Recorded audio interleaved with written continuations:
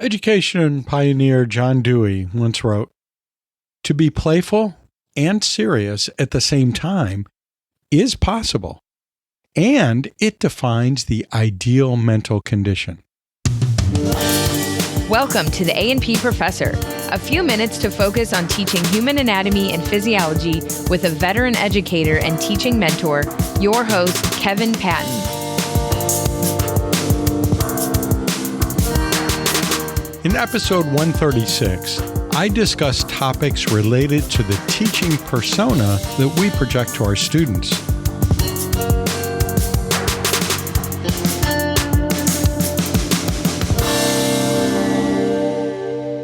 I was recently thinking about one particular aspect of my teaching persona, and I'll tell you about that in just a minute. But before I do, I want to kind of review what I mean by a teaching persona. It first came up way back at the beginning, the olden days of this podcast, in episode 12. So that was like 5 years ago. And I did an episode that featured a segment on storytelling and why I think storytelling is a good way to think about what we do as instructors, not only in what we might do in a lecture, a mini lecture, a demo, a pre-lecture, something like that, where we can really see ourselves as storytellers, but we're also storytellers when we're deciding how to build our course and what kinds of activities to do in our course, what kind of strategies to use in our course. It's all part of a story. We can storyboard those ideas. So that came up in episode 12. And in that process, I was talking about the fact that professional storytellers, they adopt a persona, maybe more than one if they're actually acting out parts as part of the story. But if they're just telling the story, if they're just the teller of the tale, they might decide they want to be very dramatic or very active as they tell the story. Or they may decide that they want to be very mysterious or maybe very low key. Or maybe they want to switch back and forth between being very energetic and very low key. There's all kinds of possibilities, and it depends in part on the story, and it depends on part on the storyteller themselves and how they've developed that story and what their own personality is like. So that's what I mean by persona. It's the personality that we're projecting in the classroom. It's not our entire personality, but it's aspects of our personality that we may be exaggerating or at least pulling to the front in that context. We could think of it also maybe in a more general way as our affect in the classroom. How do we come across in the classroom to students? And that, by the way, is a very important part of the teaching persona or storytelling persona, if we want to think of it that way. And that is, how is it being received by students? About the only way that we can tell how it's being received by students is if they tell us. We need feedback, right? And sometimes I get some spontaneous feedback from my students. As a matter of fact, that happened just yesterday in a one-on-one I was having with one of my students. And he remarked about the playful aspect of my particular persona in the course that we just started about a week ago, that really came across to him and he found it very engaging and helpful and was happy about it. Now, we could have students that tell us, hey, you're just being too playful here. This is distracting me. So that could happen. So it could be spontaneous like that, or sometimes we have to just ask them. We can do a poll. We can include that as a question on our end of course evaluation if we have the opportunity to do that. Or as I've mentioned in previous episodes, I like to do debriefings, sometimes in the middle of the semester and at the end, sometimes just at the end of the semester, and talk about, well, what worked for you, what didn't work for you. And if I'm not getting any feedback on my teaching persona, then I might ask about that. Is how am I coming across? Do you feel like I'm supportive? Do you feel like I'm a kind teacher? Do you feel like I'm a rigorous teacher? Do you feel like I'm too energetic or not energetic enough? What's going on there? That's one aspect of the persona, but I want to also get back to the playful aspect that I just mentioned in my own teaching persona. And that came up right after the storytelling persona came up in episode 12. The next episode was episode 13, which I'm now realizing as I see the number 13 in my notes here that maybe I should have skipped that. Isn't that like bad luck to have an episode 13? Don't they do that in hotels? Skip the 13th floor when they're numbering the floors? So I don't know if you want to go back to that one and listen to it because it might bring you bad luck. I'm just warning you. But that one was focusing on this idea that being playful and serious at the same time is not only possible, as the quote from John Dewey at the beginning of this episode said, not only is that possible, it defines the ideal mental condition. So I took that and applied that to this idea of a storytelling persona that is a playful one. And that's something that I want to develop in my teaching persona. That's the kind of classroom I want to have, is a playful classroom, because we know that in a playful atmosphere, that's where we're more engaged. That's where we pay more attention. That's where we have more fun, and therefore things are more meaningful to us. So that's what I like. But I think there are other kinds of environments and teaching personae that we can use in the classroom besides the one I use. So that's something that we each want to develop on our own, and we each want to think about. And when I say develop, that's kind of the point I want to make today, and that is the reason I was recently thinking about it was I was thinking about a particular aspect of that teaching persona and whether I'm really living up to the ideal I've created for myself. And I don't think we can expect that of ourselves anyway, to always be 100% playful, 100% serious, 100% whatever it is we decide that we're going to be in our teaching persona. I mean, we can't do that 100%. And we certainly don't want to put our entire focus on that, because then we lose the story. We lose the content of the story. We lose those concepts that we're trying to get our students to learn and to understand and be able to apply. What I'm saying is that we do need to think about it occasionally, go back to it and sort of maybe tune it up. And in this case, it had to do with an aspect of the teaching persona that I like to project, and that is projecting the idea that I am a supportive instructor. That when I say to my students, I got your back, I want to really mean it, that I got their back, and I want to project the idea that I have their back. And there's a lot of evidence that tells us that if students from the very beginning of the course feel like their instructor is supportive and really does have their back and will help them when the time comes to help them, then they're going to do better in that course, at least as a group. They're going to do better. Probably every single individual in there is going to do a little bit better than they otherwise would have, knowing that. Now, we know, based on our experience, that not every student, as a matter of fact, the majority of students are not going to call on us for help for a variety of reasons. But if they truly believe that we're willing to help them, then they're going to benefit from that aspect of the teaching persona that I'm trying to project in the classroom.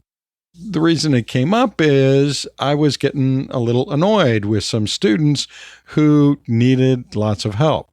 And the stuff they needed help with was stuff that, well, yeah, I can see how that could create an obstacle. And you would want a little bit of coaching, or at least somebody sort of in your corner saying, yeah, you can do that. Let's do it together.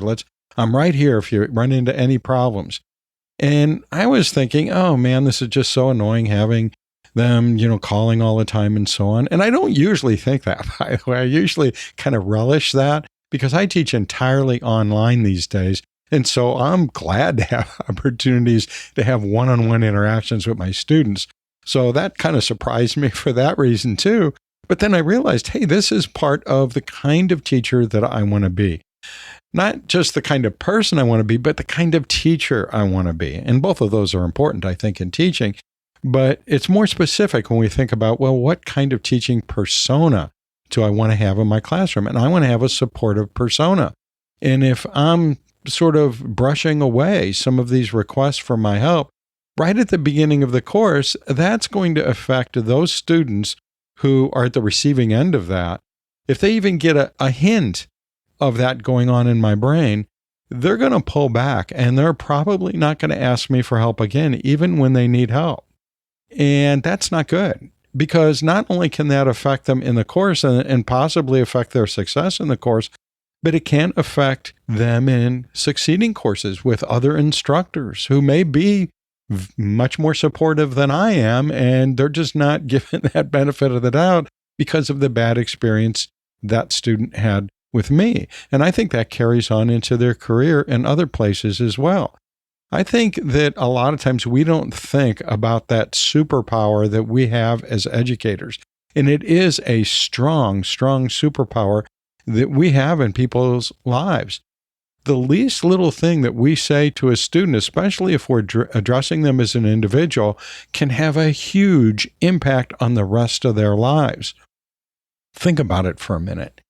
Think back to your early days of schooling in grade school and high school, and as an undergraduate, and then later as a graduate student. Think about those moments when something a teacher, an instructor, a faculty member, a mentor said to you that continues to have an impact on you today.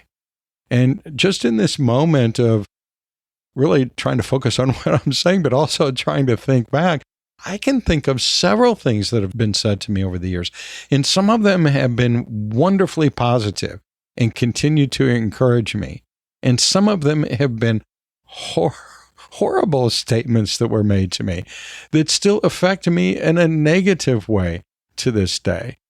I don't think they were meant as negative as they came across to me, as I felt them, as I received them, but they certainly weren't positive in any way. So that's something that we need to be careful of. We need to make sure that when we're having a bad day, and we have them, that we don't let that carry through to our communication with students, especially to individual students, that we don't let it affect our teaching persona. Yeah, being tired, being frustrated with things, being upset with something going on in our life, maybe even in our professional life, maybe even with that particular student we're interacting with, but not let it come across. Because we as professionals are expected to step beyond that, at least in that moment, because we want to be supportive. That is, if we've adopted that attitude, which I think is something we all ought to weave into our teaching persona, but I certainly have adopted it in mind, and I want to. The context in which, I was thinking about this was a case where I was sort of letting things, or was about to let things really affect the way I was going to be communicating with students. And beyond that, it's not just the way I could have come across had I not caught myself. The other thing is why are you frustrated at doing this? That's what I was asking myself. Because the thing is I don't just want to come across as supportive. I want to be supportive. And I think that's kind of what should be behind our teaching persona. It's not a facade. At least it shouldn't be a facade. It shouldn't be fake. It should be a projection of our real selves.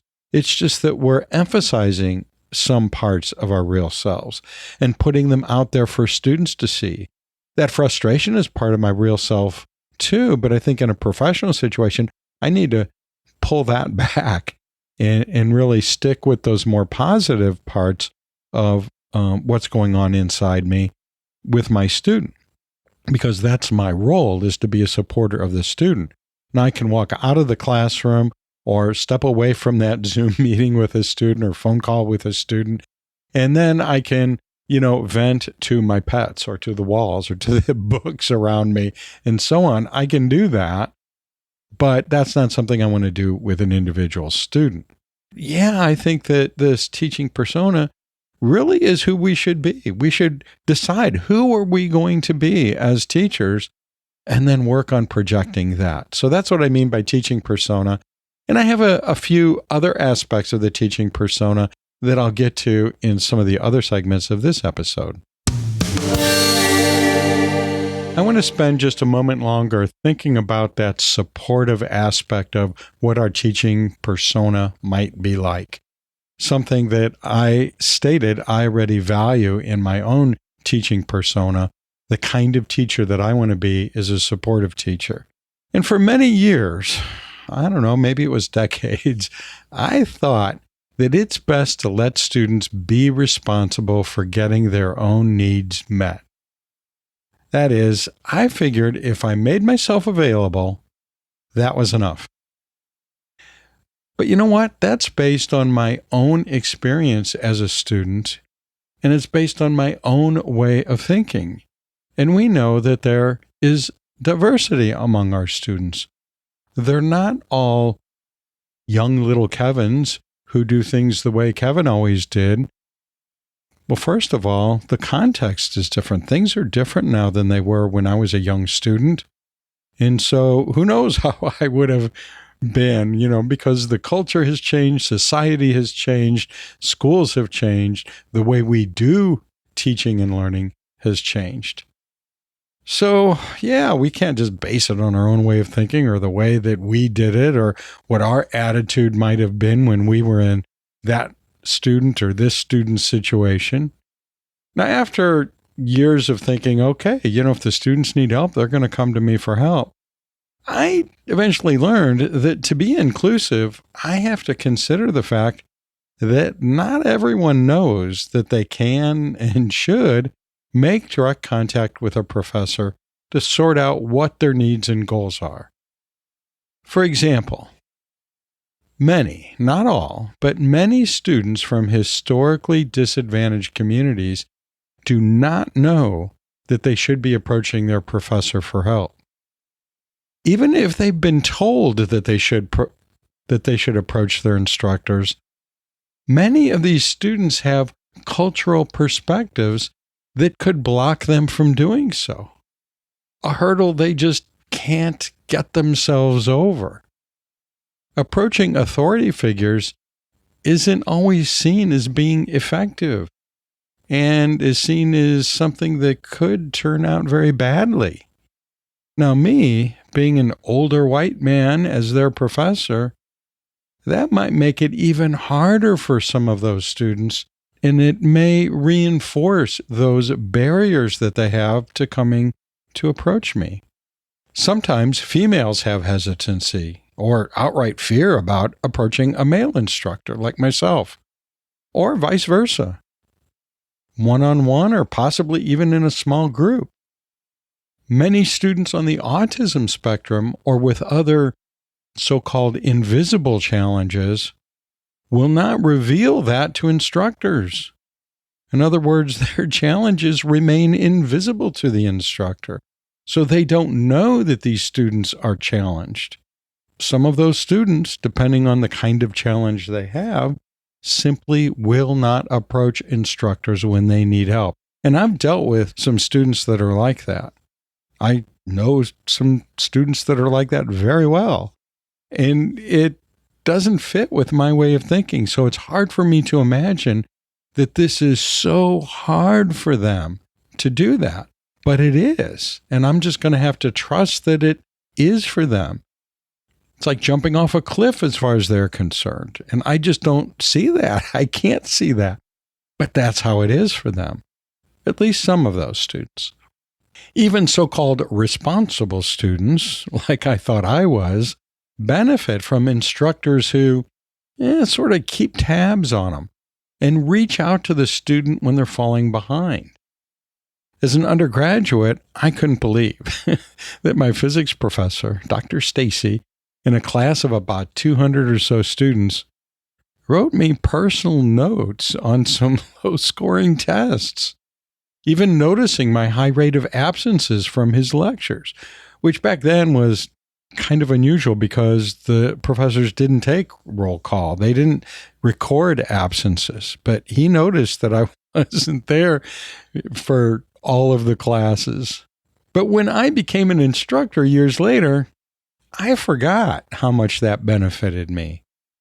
But eventually, I got it. And now I myself keep tabs in a way, even in large courses, and reach out to students who aren't keeping up. It turns out that it's not that difficult or time-consuming. I know it can be scary in a large class, even in a small class. It can be scary. Oh my gosh, if I open myself up to this, all my time will be taken up by doing this. And I've tried it and I've found that that is not usually true. I mean, there are little spurts sometimes where it seems a very heavy burden, but it's only heavy for a short time and not very often, at least, again, in my experience. But the thing is, it can really help turn around a student who might otherwise drop out of college entirely. And you know what? Even if it just helps one out of those 200 students, I'll take it. That's great. I've done my job. If I help just one student by doing what I can to keep tabs on them.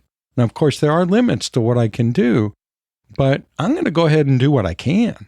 If we want to project the idea that we want to have an inclusive course and that we're inclusive educators and that we have a supportive teaching persona, then I strongly suggest that we do not exclude students who may have barriers to taking responsibility in ways that our cultural biases have influenced our thinking. Perhaps we should avoid those kind of statements, especially to prospective employers when we're interviewing or maybe going up for promotion and announce, well, I want my students to be responsible. I force them to be responsible. Students should be responsible. Well, yeah, we need to be careful about how we explain that because it could be taken as a not very supportive attitude. That may not be what we mean, but we need to think about how we're expressing that. And we need to think about how we are living that in the classroom as part of our classroom demeanor. And perhaps more importantly than the message we're sending to prospective employers or to a committee considering our promotion, probably the most important thing is to think about how it plays for students, because that's who's going to be affected by our classroom persona. As I just mentioned, I've been thinking about my teaching persona. I've been thinking about those aspects of my personality, myself, that I want to project to my students to make it a better experience for them and make it more likely that they're going to succeed. And as I've been thinking about that, I recently ran across an article that pulled together some results of recent and sometimes not so recent research about gestures as we're communicating with people that I think really plays into this idea of a classroom persona. And when I say classroom persona, I'm referring to classroom in sort of the very general, broad, abstract, metaphorical sense. I don't necessarily mean being in a classroom doing a lecture. It could be in a classroom doing lots of things, having a discussion, doing a demonstration, being involved in active learning processes that are going on in the classroom. But it could be in a lab, it could be in a lecture hall, it could be online, it could be in the online environment, it could be asynchronous or synchronous. I'm just talking about communication in general within the confines of a course. So maybe I should use that term instead of classroom. But if I do use it, the classroom, inadvertently, I mean course, some kind of a course environment, right? Could even be on a field trip, but that's part of the course. All right. So one of the things that we can do that research shows is helpful is use hand gestures when we speak. There's quite a bit of research, actually, that emphasizes that using hand gestures as we speak, as long as we're visible when we speak, obviously, but I use hand gestures. I'm using hand gestures right now, and you can't see me, but I think it probably affects the way I'm communicating. I think if I sort of just put my hands in my lap and kept them there the whole time, I don't think I would come across exactly the same way that I'm coming across now. So I don't know. Maybe there's been some research on that. Well, if you find some, let me know. That would be fascinating to read that. But the research that was mentioned in this article, which I will have linked in the show notes, as I always do, it talks about the kinds of gestures that we can use when we're communicating, the kinds of hand gestures. But I think we can also extend that to body language in general, too, right? You may already know this about me, that I have spent many years actively mentoring other A&P faculty, some of them new to teaching, some of them been teaching for quite a while. And not only do most of them not really think about their teaching persona much, if at all, until we have that conversation. And then, then they do it a lot. But I think they don't really keep up with it, as I'm encouraging us to do in this episode. And I think that they leave out some things that they could be thinking about, and that would include hand gestures. And there are many kinds of hand gestures. For example, there's something called beat gestures. And that would be something like, when you watch a band leader, for example, and you see that the band leader may be using their hand or even a baton to, at least during some parts of the performance, give a beat. They're using just their finger, and they're going down with every beat.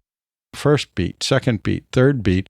We often do that as we speak, especially if there's a series of things that we want to emphasize.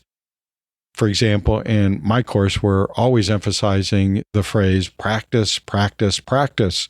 And so when it comes up in class, and I do try to find every opportunity to bring that in there, because it's kind of one of those playful things. And it's also an important principle, right? Is keep reminding our students that the only way to get better, the only way to really understand anything that we're doing in our course is to continue practice, retrieval practice, all kinds of different practice. So yeah, we use that phrase a lot. Practice, practice, practice. And I just caught myself now. I used a beat gesture. I just used my hand to, on every time I said the word practice, downbeat, downbeat, downbeat. And we do that a lot. So that might be something to think about and not hold ourselves back from that. And I think sometimes we don't want to get too gestury. But really, in live performance, and in a sense, that's kind of what we're doing when we're communicating with students, whether it's a large group, a small group, or one-on-one. We are performing, and we want to get our message across. And I think we need to exaggerate our gestures a little bit in those contexts.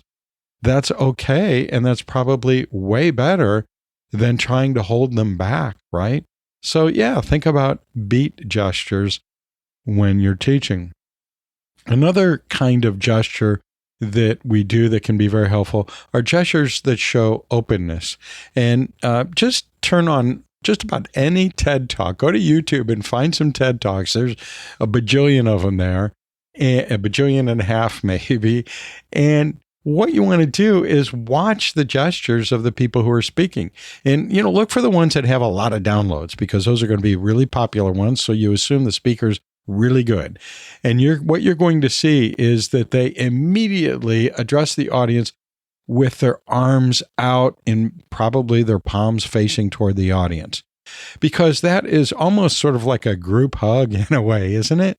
It's a very open gesture that establishes a kind of connection with each and every audience member that we wouldn't get if we were just standing there with our arms down to our sides, or our hands resting on the keyboard so that we can advance the next slide, or holding onto the side of a lectern, or holding onto the back of a chair or something.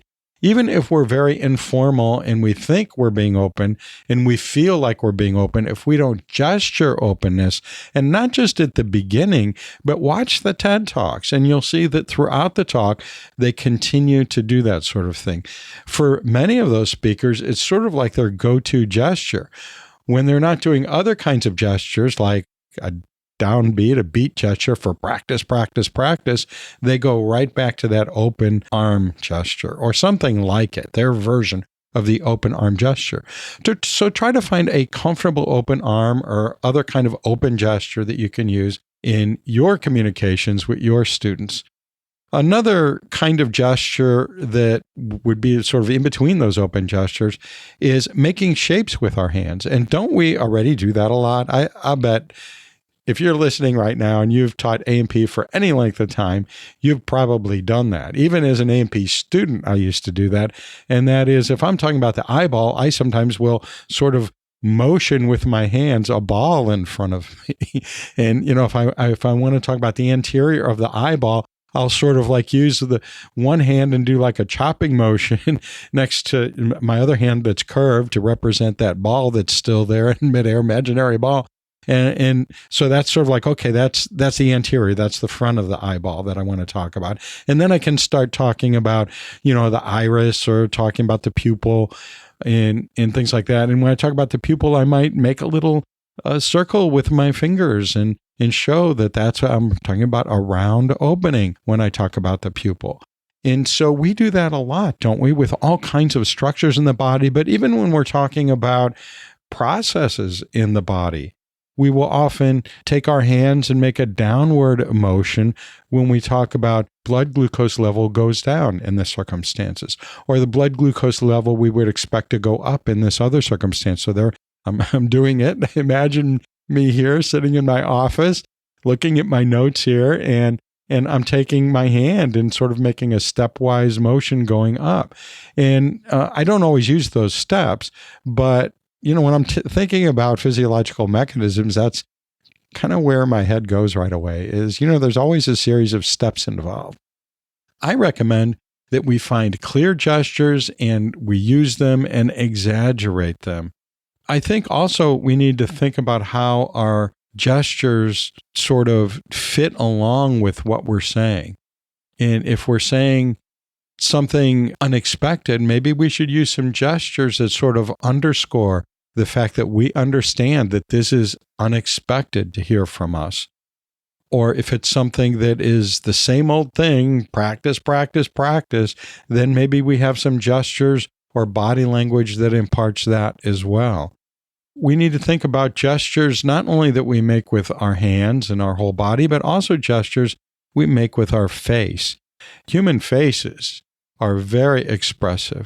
And so we need to maybe exaggerate some of those expressions a little bit to get our idea across even better to our students than if we're not.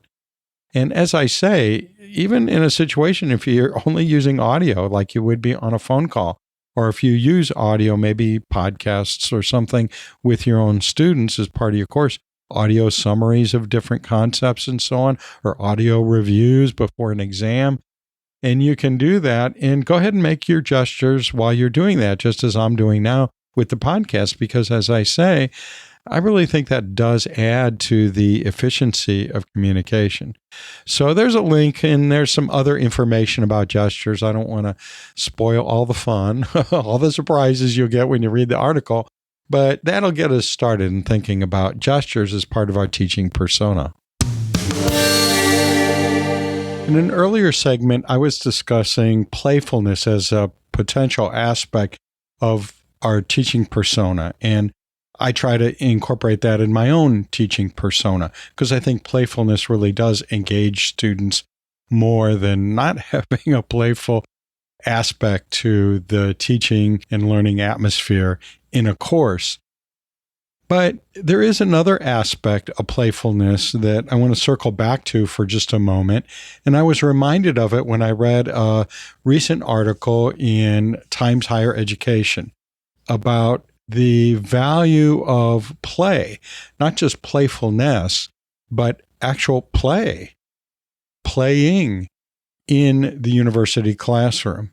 As a matter of fact, the title of this piece is called Reimagining University Learning with Play. And it's really a great essay. It's really worth reading, and I don't want to get into all of it here, and I certainly couldn't summarize it as well as it is written.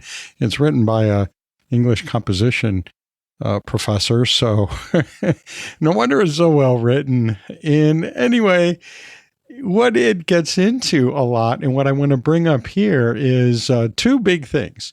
One is, it's really important to remember that what play is in nature, and we know that not only humans play, but animals play too. And I learned this firsthand with my work very early in my career as a zookeeper and wild animal trainer, and that included spending some time as an apprentice lion tamer. And many people don't realize how lion taming is done. Not that we're actually taming of the lion anyway, it's lion training. They don't realize how it's done. And the usual method, and it's like any kind of teaching, there are a variety of different methods that different people use, but there's a lot of similarity. And most people, that are working at the same time, that are contemporaries of each other, are using very similar techniques. And that is true in lion taming as well.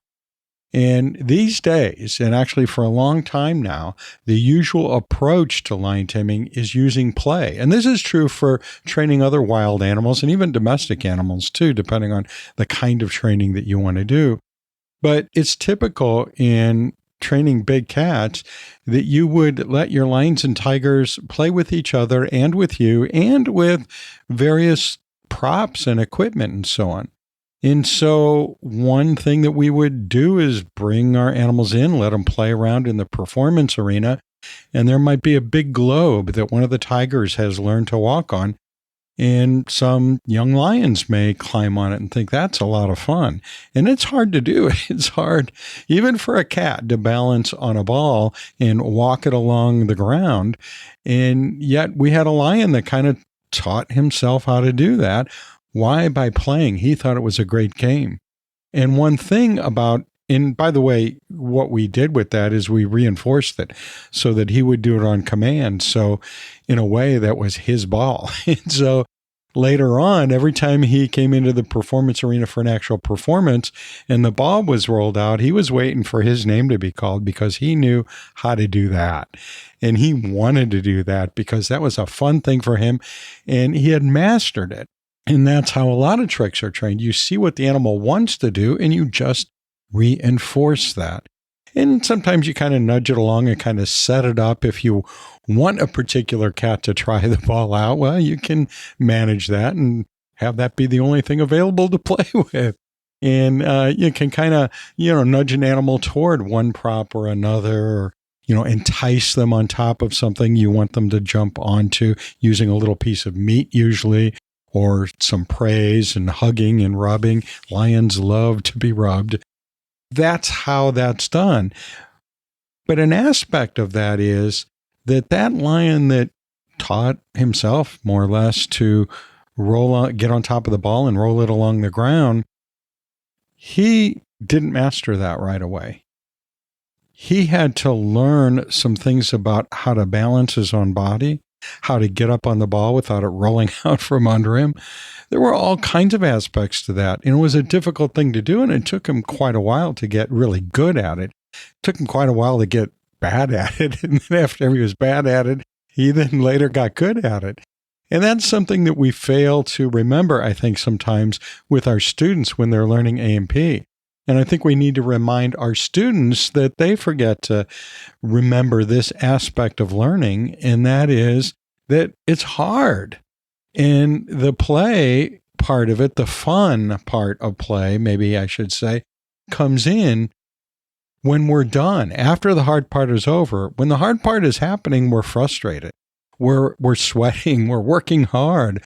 But when that part is over, even if we haven't really mastered whatever it is we're trying to master in our playtime, when we're done, we feel some level of satisfaction. We feel like we had fun doing that. A lot of play that we do as humans, even as adult humans, a lot of the sports we play, they're not easy. They're difficult. And sometimes the more difficult they are, the more satisfied we feel when we're done with a play session. Whether we've achieved the goal we wanted to achieve or not, it still feels like fun. It still feels like something we want to do again. And if we look at teaching and learning A&P that way and try to emphasize and appreciate, be mindful of that play aspect of it, that we're playing around here. It's okay if we fail a few times. So we need to set up a situation where failures can happen. Low stakes or no stakes testing, something I've talked about a lot over the years in this podcast. That would be an example of a way to fail and get up again and fail and get up again without it harming the overall grade, which we know is so important in so many different ways to both students and to the educational culture at large. And really just step back and let it be playtime in our class and have fun and really look for opportunities to have fun and really try to find ways to emphasize to students and remind them to be mindful of the fun aspect of it. But another thing that this article talks about that I want to call out that I think is very important, and this worked with lions and tigers back in the day as well, And that is the play isn't going to work well unless there is a level of trust in the situation. So when I was working with lions and tigers, if I was in there playing with them, they had to be able to trust me. They had to know that I wasn't in there to harm them in any way. So that's another, thing that people get wrong about lion taming, that we come in with a whip and a chair and start beating the animals. And that's a good way to get them to not trust you right away. As a matter of fact, I did at one time work with some animals that had been treated that way by someone who didn't know what they were doing. And the animals were psychologically damaged, and it took a long time to get them to trust me and even get close to them. They did eventually start working and playing and so on, and it worked out okay, but it would have been much better had they not had that experience, obviously. So that doesn't work for training, and that's true for our students as well. So when we come in with that whip and chair attitude, that is, we come in with a persona that is very demanding without also being very warm and friendly and supportive, then, we're going to get into some trouble because the students are going to back off and they're not going to want to play. They're not going to listen to any talk you give them about, hey, this is fun, isn't it? No, it's not. You're mean. And I know that sometimes students interpret us being demanding as being mean. And that's not the kind of meanness I'm talking about. I'm talking about having a classroom demeanor that is not playful, that is the bad kind of demanding only, sometimes called toxic rigor. That's not what we want to do. What we want to do is be that trusted friend, that trusted coach, that trusted playground monitor who is going to be there and guide the students along so that they're doing things safely and they're doing things in a way that they can be nudged along, like, hey, why don't you try this? That's not working. Here's what works for me. Here's what has worked for other students. So that trust part is a big part of play. And play is one of those aspects of playfulness that really is learning. That's why animals play in the wild. They play because they're learning to hunt. They're learning to defend themselves. They're learning to do all kinds of different things that they will need to do as an adult. And even as adults, they play to kind of practice those skills and get better at those skills. And so we can apply that principle easily to any classroom, including our own. In talking about our teaching persona, I mentioned that it's really coming from our own selves. It's not something made up. It's not a facade. It's not fake.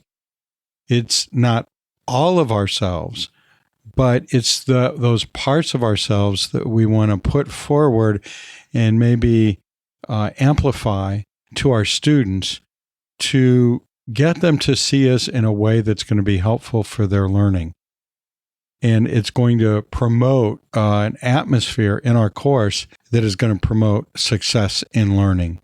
There's a topic that I want to circle back to because I've already discussed it before in a couple of different previous episodes. Back in episode 63, I talked about making mistakes and what to do when we make a mistake and gave some practical tips there. And then in episode 51, which came before that, I talked a lot about what was called the case for transparency and why transparency with our students is important.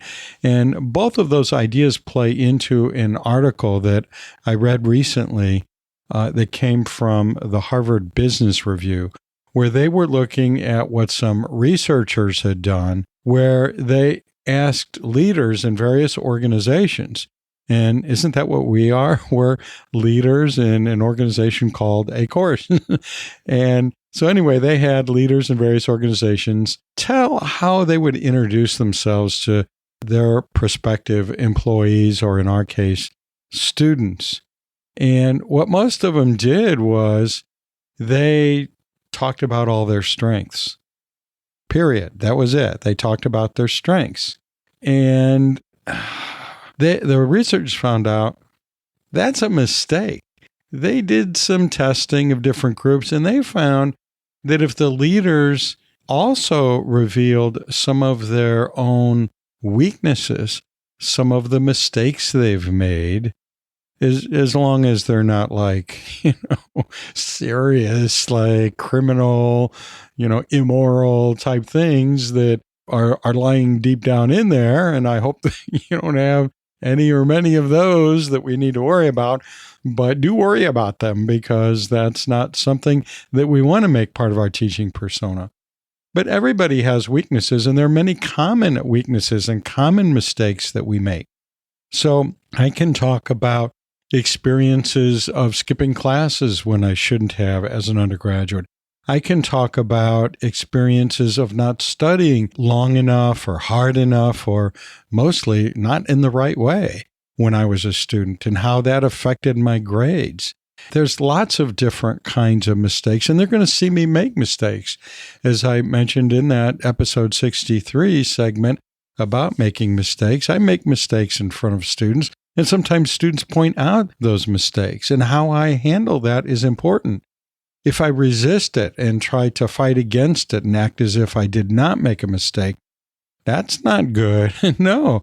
Oh, you think my students are going to relate to me? They're going to trust me if I do that? I don't think they are. So my point here is that our teaching persona, when we're thinking about it, when we're sort of figuring out, what is it we're going to present to students, let's be transparent about, let's be open and honest about our flaws and put it out there, and maybe make an effort to put it out there, even when it doesn't just happen to come up in the course of things, and point out what our weaknesses are. Come back to it every once in a while and mention it, not make it part of the course or part of the content of the course, but make it part of our teaching persona so that it's there and visible and known by our students. And what they found in the research, by the way, is that people who do that, leaders who do that, and I would go far as to say teachers who do that, they're going to come across as more authentic. Why are they going to come across as more authentic? Because they're being more authentic. They're not just, talking about the good parts of themselves. They're talking about the parts that could use some work. And when we do that, that's going to generate some goodwill, and it's going to build that trust that we're after. So there's a link, as there always is, to this article in the show notes.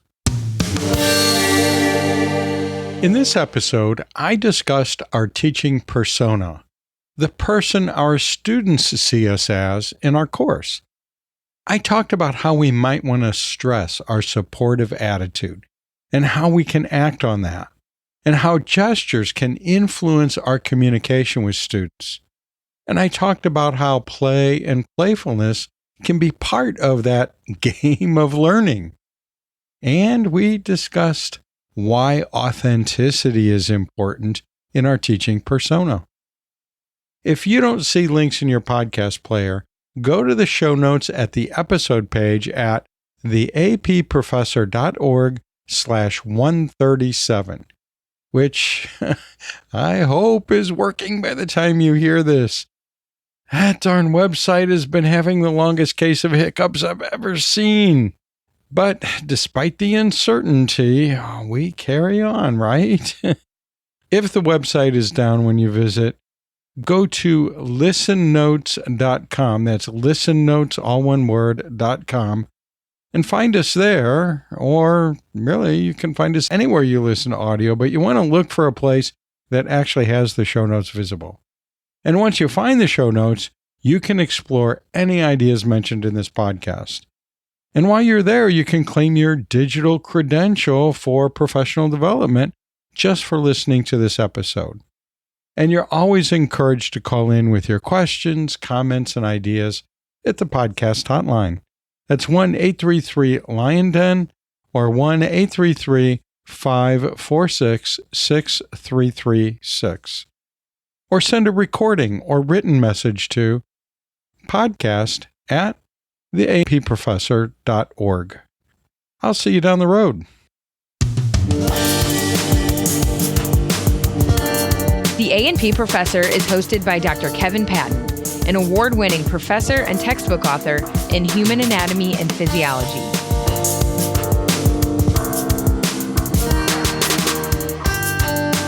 This episode is not to be used as a personal flotation device.